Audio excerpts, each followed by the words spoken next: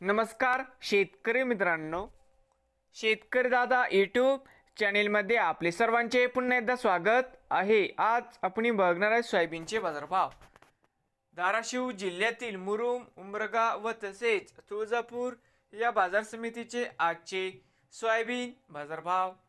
Soybean दरामध्ये होत आहे लवकरच सुधारणा।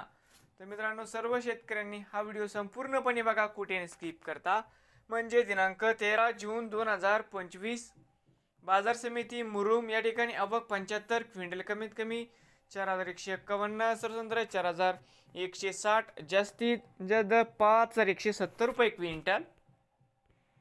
बाजार समिती उमरगा आवक 9 क्विंटल, कमीत कमी 3751, सरसंत्र 3850, जास्तीत जास्त 3901 रुपये क्विंटल।